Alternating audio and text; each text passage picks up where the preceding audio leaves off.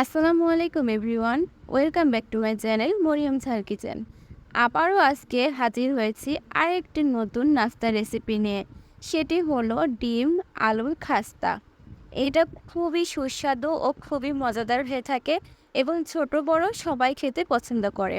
যখন হাতের কাছে কিছুই থাকে না, তখন ঝটপট আলু ও ডিম দিয়ে সামান্য পরিমাণ ময়দা দিয়ে নাস্তাটা রেডি করা যায়। তো এই নাস্তার জন্য প্রথমে আমি একটা বল নিচ্ছি। বলে আমি 2 কাপ মতো ময়দাটা চেলে নিচ্ছি। এখানে অবশ্যই আপনারা চেলে নেবেন। এর ময়দার পরিবর্তে আপনারা আটাও ব্যবহার করতে পারেন। এরপর আমি সামান্য পরিমাণ লবণ দিচ্ছি, হাফ চা চামচ মতো। এরপর দিয়ে দিচ্ছি 2 টেবিল মতো এখানে সাদা তেল। এখানে আমি 2 টেবিল সাদা তেল ব্যবহার করেছি। আপনাদের আটা যদি বেশি থাকে আপনারা একটু বেশি তেল ব্যবহার করবেন। তো আমার যেহেতু 2 কাপ আটা, সেজন্য আমি এখানে 2 টেবিল চামচ তেল ব্যবহার করেছি। এখানে আমি সাদা তেল ব্যবহার করেছি। অবশ্যই আপনারাও সাদা তেলটাই ব্যবহার করবেন। এরপর আমি হাতের সাহায্যে খুব সুন্দর করে এটা মাখিয়ে নিচ্ছি, যাতে কোনো সাইডেই আটাটা যাতে নাই থাকে। সবগুলো আটা যাতে লেগে লেগে থাকে, তেলের সাথে মিশে যায়, তেল আটা যাতে মিশে যায়। এরপর আমি এখানে পানি ব্যবহার করব। তো এই যে আমার আটাটা মিশে গেছে। আমি যদি হাতের সাথে নিই, হাতে যদি আমি একটু দলা পাকাই, তাহলে এটা দলা পেকে যাবে। এই যে আমার এটা কিন্তু দলা পেকে গেছে, তাহলে আমার এটা হয়ে গেছে। এরপর আমি কি করব, 1 কাপ পানি নেব। পানিটা আমি খুব অল্প অল্প করে দিব আর ডোটা তৈরি করব। আর আমি এখানে খুব নর্মাল পানি ব্যবহার করেছি, এখানে আমি গরম পানি ব্যবহার করে নিই। তো এই যে এটা আমি অল্প অল্প করে পানি দিচ্ছি। পানি দিয়ে আমি এই ডোটা করে নিচ্ছি। এই ডোটা হবে একদম নরমও হবে না, বেশি নরমও হবে না, বেশি শক্তও হবে না, একটু মিডিয়াম সফট হতে হবে। এটা যদি সফট হয়, যত সফট হবে তত এটা খেতে খুব মজা হবে। তো এই যে আমার এই ডোটা হয়ে গেছে। এবার আমি এর উপরে 1 টেবিল চামচ সাদা তেল দিচ্ছি, দিয়ে এটাকে আরেকটু আমি মথে নিব। তো এই যে আমার এটা মথানো হয়ে গেছে প্রায়। তো এটা মথা হয়ে গেলে আমি এটাকে রেস্ট রেখে দেব 10 থেকে 15 মিনিট। চাইলে আপনারা 20 মিনিটও রাখতে পারেন। যত বেশি রাখবেন তত ময়দাটা খুব সফট হবে, ডোটা খুবই সফট হবে। তো আমি এখানে 10 থেকে 15 মিনিট রাখছি, রেস্টে রাখবো। তো এই যে এটা আমার মথানো হয়ে গেছে। এবার আমি 10 থেকে 15 মিনিট রেস্টে রেখে দিলাম। এরপরে আমি চলে যাব পরবর্তী উপকরণে।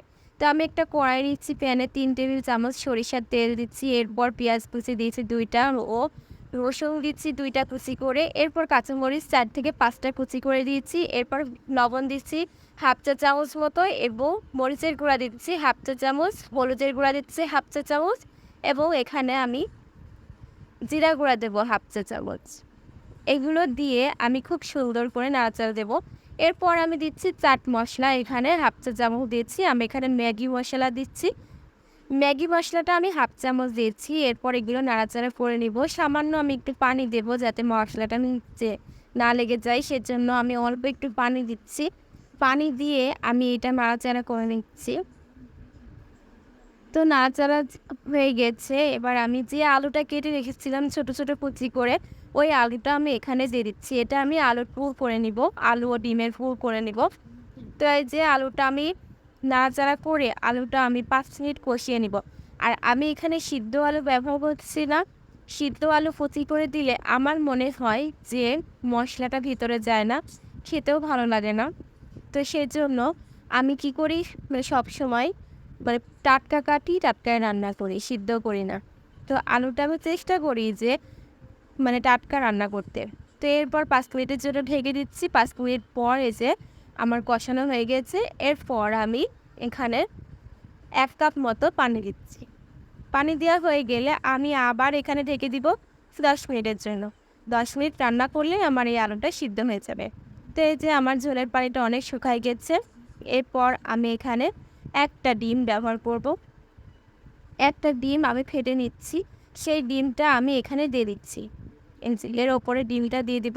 আর একটা আমি পেঁয়াজ কুচি করে রেখেছিলাম, সেই পেঁয়াজটা আমি ডিমের ওপর দিয়ে দিচ্ছি। এই যে এইভাবে ডিমের উপর দিয়ে দিচ্ছি। ডিমের উপর দিয়ে আমি খুব আস্তে আস্তে লো হিটে এটা রান্না করে নিব। আর এটা আমি ভেজে নিব খুব সুন্দর করে। যখন বোঝা যাবে যে উপরে তেল ভেসে উঠছে, নিচে লেগে লেগে যাচ্ছে, তাহলে বুঝবেন আমার এই পুরটা হয়ে গিয়েছে। তো এই যে আমার এই পুরটা হয়ে গেছে, অনেক সুন্দর একটা কালার এসছে। এবার আমি যে 20 মিনিট পর দেখেন আমার ময়দাটা অনেক সুন্দর সফট হয়ে গিয়েছে।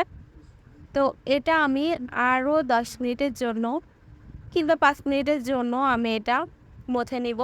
তো মথা আমার হয়ে গেছে। এবার গোল গোল করে আমি এটা কেটে নেব, নিয়ে এটা গোল গোল করে নিব। হাতের আকারে এটা শেপ করে নিব, একটা গোল গোল করে শেপ করে নেব ছোটো ছোটো করে। এই যে এইভাবে গোল গোল করে শেপ করে নিচ্ছে। এই যে ছোটো ছোটো করে, বেশি বড় করা যাবে না, বেশি ছোট করা যাবে না, মিডিয়াম সাইজে এটা গোল করে নিতে হবে। তো এক এক করে আমার সবগুলো এই যে গোল করে নিচ্ছি। এবার আমি রুটি শেপ করে ছোট ছোট করে বল বল করে রুটি শেপ দিব। এই যে বেশি বড় করব না। এরপর আমি এর মাঝখানে যে আলুর পুরটা করেছিলাম, আলু ডিমের পুরটা, সেই পুরটা আমি দিয়ে দিব। আমি এখানে 2 চামচ ব্যবহার করছি পুরটা, আপনারা আপনাদের মেজারমেন্ট অনুযায়ী ব্যবহার করবেন।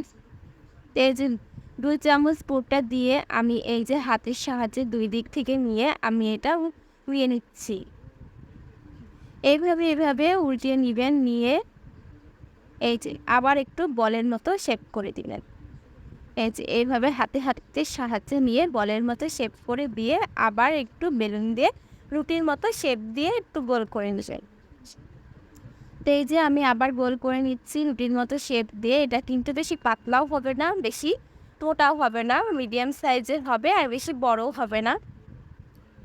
এই যে আমার হয়ে গেছে। আমি এবার গরম তেলটা খুব হালকা আছে গরম করে নিতে হবে। তো আমি খুব হালকা আঁচে গরম করে নিয়ে এক এক করে সব খাস্তাগুলো দিয়ে দিচ্ছি। এরপর আমি এটা খুব লো হিটে এটা ভেজে নিব। বেশি হাই হিট দেব না। হাই হিটে দিলে কি হয়, এটা আগেই ব্রাউন শেপ চলে আসে, ভিতরে হয় না। তো এই যে আমার এক সাইড প্রায় হয়ে গেছে, আমি এটা উল্টাই দিচ্ছি। এটা যে ব্রাউন শেপ আসবে এটা আমার হয়ে যাবে তখন। তো এটা আমি খুব আস্তে আস্তে ভেজে নিচ্ছি। এই যে এটা আমার ব্রাউন শেপ চলে এসছে, এটা আমি ভেজে নেব। এরপর আমি এক এক করে তুলে নিচ্ছি। এটা আমার হয়ে গেছে, এক এক করে আমি তুলে নিচ্ছি। এর থেকে বেশি ব্রাউন করলে এটা পুরো হয়ে যাবে, তো চাবেন এইভাবে রান্না করতে। এই যে আমার হয়ে গেছে, খাস্তাটা রেডি হয়ে গিয়েছে। আমার খাস্তাটা একটু অন্য টাইপের। এই খাস্তাটা আমি একটা আপনাদেরকে ভেঙে শেয়ার করবো ভিতরটা কতটা সফট হয়েছে। এই যে ভিতরটা অনেক সুন্দর সফট এসছে, মানে খুবই সুন্দর। এটা খেতেও খুব অসাধারণ। আশা করছি আমার রেসিপিটা আপনাদের অনেক ভালো লেগেছে। যদি ভালো লেগে থাকে তাহলে প্লিজ লাইক, কমেন্ট, শেয়ার করে দিবেন এবং পেজটা ফলো করে দিবেন এবং আমার চ্যানেলটি সাবস্ক্রাইব করে দিবেন। তো আজকের মতো এখানে বিদায় নিচ্ছি। আল্লাহ হাফেজ।